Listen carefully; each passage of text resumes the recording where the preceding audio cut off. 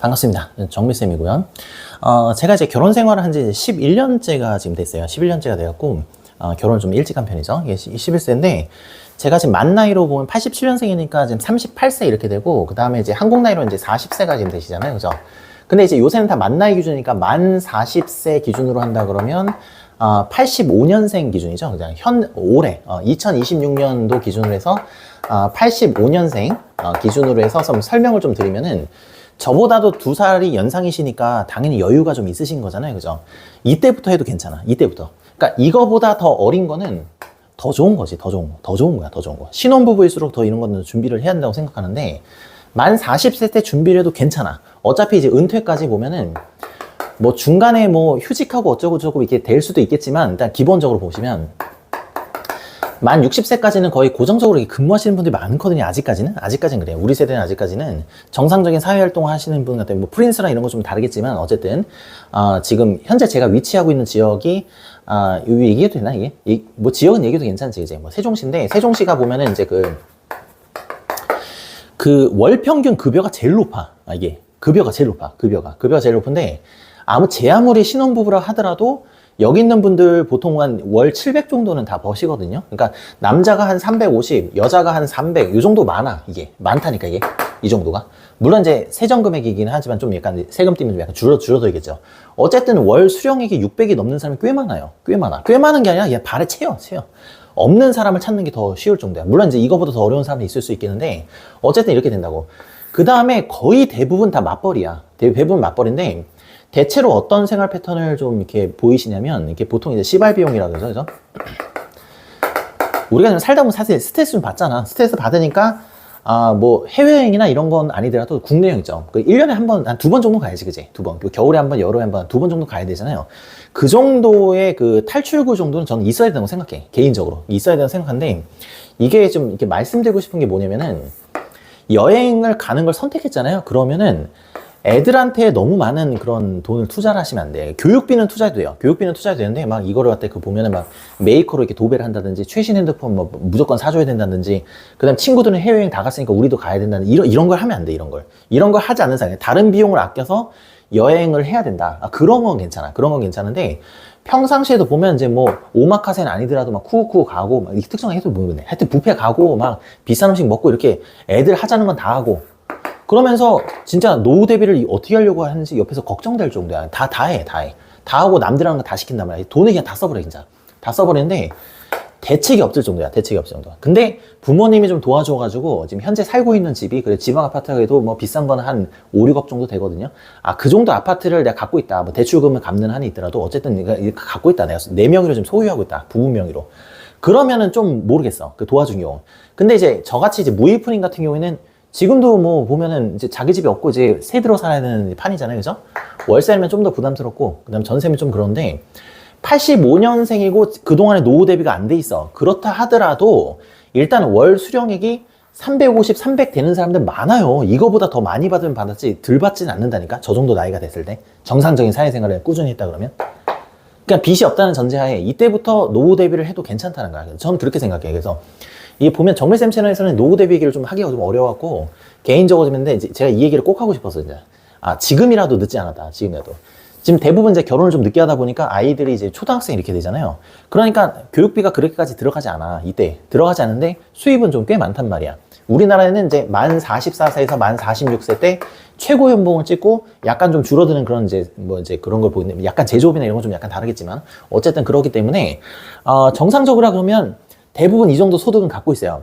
그러면 여러분께서 어차피 세제 혜택 받아야 되잖아. 저축을 해야 되고.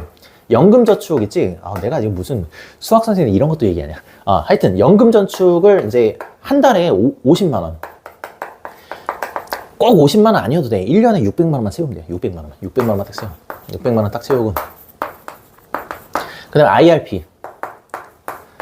IRP 좀 만들어. IRP 만들어갖고 25만 원. 꼭 25만 원 안 채워도 돼. 그냥 1년에 그냥 300만 원. 요것만 하면 돼요. 그러면 이제 1년에 이제 900만 원이잖아. 그죠? 근데 부부니까 곱하기 2지. 부부니까 곱하기 2잖아. 여기다 더블 이렇게 딱 하면, 이제 한 달 기준으로 보면 이제 150만 원이죠. 총 금액이. 남편 75만 원, 이제 와이프 75만 원 이렇게 해갖고, 150만 원 이렇게 하고, 1년엔 1,800만 원 이렇게 적립이 되겠죠. 그죠? 그러면 이제 만 60세까지니까 몇 년을 납입할 수 있어요?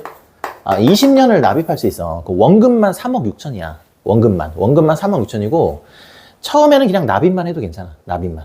지금 만들어갖고 납입만 해도 괜찮아. 그냥 거기 넣어놔. 세제 혜택만 받아도 괜찮아. 그것만 해도 꽤 많은 돈이 이제 확정이 되고, 환급은 환급대로 받고, 여러분이 나중에 공부해보시면 알겠지만, ETF를 찾아라, ETF인데, 정말 제 아무리 진짜 뭐 나는 그, 투자의 젬병입니다. 이렇게 해도, 연 4%는 만들어. 진짜. 조금만 공부해보면, 연 4%는 만들 수가 있어요. 진짜야. 이게. 채권형 ETF라고 해서 극안정적인 거지. 지수 쫓아가는 거 아니라 막 극안정적이지. 안정적인, 이거는 아예 70%만 공격적으로 투자가 되고 얘는 아예 30%는 안정형으로 어차피 해야 돼, 어차피. 그러니까 안정형 50. 그 다음에 뭐 약간 공격적인 거 50. 이렇게 해도 괜찮고, 나는 도대체 난 돈 잃고 난 다리 뻗고 자고 싶다. 나는 이렇게, 떨어지는 건 나는 뭐 도저히 못 참겠다. 그러면 그냥 7대3으로 해도 돼. 안정을 7로 하고, 그 다음에 약간 공격적인 거 하든지 아니면은 8대2도 괜찮아. 그러니까 어쨌든 연 4% 충분히 만들 수 있어. 조금만 공부하면 충분히 만든다. 그러면 이거 집 계산하잖아요. 계산하면 재원이 한 6억 얼마 정도 돼요. 6억 얼마. 20년 납부를 했을 때. 근데 5년을 이제 거치를 해야겠죠. 보통 이제 65세 정도, 만 65세가 되면 이제 드디어 이제 찾아먹기 시작하잖아요, 이제. 이때 출금하면은 대략 제가 지금 한번 계산을 한번 해봤는데, 뭐 디테일한 계산은 좀 약간 이렇게 연 4%로 그냥 계산했어요, 그냥. 연 4%로 계산했는데, 연 4% 계산하면 140 정도 되나? 137만 원. 하여튼 그거 위야. 떨어지진 않아. 그게. 꾸준히만 했다 그러면 3.5%만 된다 하더라도 3.5%면 되게 안정적으로 운영한 거거든. 그냥 최소한의 그냥 물가 상승률만 반영해서 한 거야. 어쨌든 그 정도 되면 현재 가치 기준으로 해서 한 137만 얼마 이렇게 된다고, 이렇게. 그럼 언제까지 찾아먹냐? 그럼 30년 동안 찾아먹는 걸로 계산을 했을 때, 이제 AI를 제가 돌려서 이게 계산을 했어요. 했을 때 30년 동안 빼먹는 거야. 그러니까 만 95세까지니까 거의 100세 다 채우는 거지, 이제. 그렇게 했을 때 137만 정도 꾸준히 이렇게 빼먹을 수 있다는 거야. 그러면 이제 1년에 저율과세라 그죠? 연금에서 뭐 3.3에서 이제 5.5 사이 이렇게 되는데, 저율과세가 1년에 이제 1,500만 원 이제 출금이 가능해. 그러니까 월로 치면은 125만 원이야. 그럼 남편 125만 원, 그 다음에 와이프도 똑같이 이게 부었으니까 여기가. 이것도 지금 보면 이제 125만 원 이렇게 채우죠. 그럼 부부 합산해서 이 연금 계좌랑 이제 하여튼 요 두 개 합쳐서 이게 또 똑같이 그냥 연금 계좌에서 빼먹는 게 250만 원. 국민연금을 최소한으로 들었다 하더라도 그냥 300만 원으로 계산했다. 300만 원. 월급이 안 올랐어. 월급이 안 오고 그냥 300만 원만 고정적으로 그냥 납입을 했어도 그래도 월 100만 원 타먹어. 그러니까 남편도 100만 원. 그 다음에 이제 와이프도 100만 원 있게 되죠. 100만 원. 그러면 연금이 얼마야? 기본적으로. 물론 이거보다 더 높을지 덜 하진 않아. 왜냐면 퇴직금을 또 계산 안 했잖아. 퇴직금을 또 계산 안 했기 때문에 퇴직금은 그냥 요 거치기간 요기지. 은퇴하고 나서 사실 또 추가 납입한다는 것도 현실적으로 어려우니까 그냥 5년 동안 그냥 퇴직금 갖고 그냥 좀 약간 그래도 좀 이렇게 은퇴했으니까 여행도 좀 다니고 이렇게 해야 되잖아. 그 돈 갖고 그냥 썼다고 그냥 가정을 하고 현금 좀 남았어. 그리고 그냥 집은 그냥 새 들어 산다고 치자. 그냥 전세. 그냥 뭐 부부가 살기 적당한 거 하나 샀다고 치면은 그래도 450 나오니까 어디 가서 아쉬운 소리 안 하고 산단 말이야. 이게 해도 그냥 90세까지. 그 다음에 이거는 돈이 남으면 남았지 안 남진 않아. 하여튼 그러니까 자식도 남은 것도 물려주고 다 충분히 또 할 수 있어, 이렇게. 그러니까 원하는 바를 본인이 이룰 수 있다는 거야. 거기다가 이제 투자를 갖다 예를 들어서 7%를 했다 그러면 이거보다 더 많이 이제 가능하시고, 그 다음에 이거는 150씩 이한 거잖아요, 그죠? 이거보다 좀 급여가 늘어나면 좀 더 부을 수 있잖아요, 그죠? 그 다음에 애가 이제 뭐 대학생을 하고 뭐 자기 앞가림을 정도를 한다 그러면 그것도 되고, 또 뭐도 계산하냐 그러면 교육을 진짜 최소한으로만 시켜도 애가 그래도 1인분 하잖아. 그러니까 우리 애가 금쪽이면 안 되고 막 집에 빌 붙어 있지만 않고 그냥 어쨌든 정상적인 사회생활 하잖아요. 그것만 해도 감지덕지야. 왜냐면 피부양자 신청하세요. 피부양자 신청하세요. 피부양자 신청하면 돼요. 그러니까 피부양자 쏙 들어가 있으면은 얘가 하여튼 얘가 직장에만 다녀줘도 노후 대비 되는 거라니까. 그러니까 기본 교육만 시키면 돼. 기본 교육만. 그것도 뭐 애가 둘이다 그러면 한 첫째나 둘째가 그냥 뭐 정상적인 사회생활만 해도 괜찮다니까, 이게. 이렇게 등록돼 있으면 되는 거야, 이렇게. 아니 그러면은 끝나는 걸 갖고 도대체가 왜 이 작은 금액을 빼지 않고 해외여행 다니고 이렇게 하다가 돈 다 날려먹고 황금 같은 시기야, 이게 진짜. 40세에서 준비해도 괜찮아. 근데, 아유, 저는 선생님 뭐 이런 거 잘 알고 있습니다. 뭐 저는 30살 때부터 준비했어요. 더 좋아, 더 좋아. 더 좋아. 아마 못해도 계산하면 550은 넘을걸? 이게 100만 원 더 받는다고. 더 좋아, 더 좋아. 이거보다 더 나쁠 애는 더 좋아, 더 좋아. 여기다가 저는 뭐 종신보험까지 있으면 더 좋아, 더 좋아. 그러니까 뭘 좀 하라니까?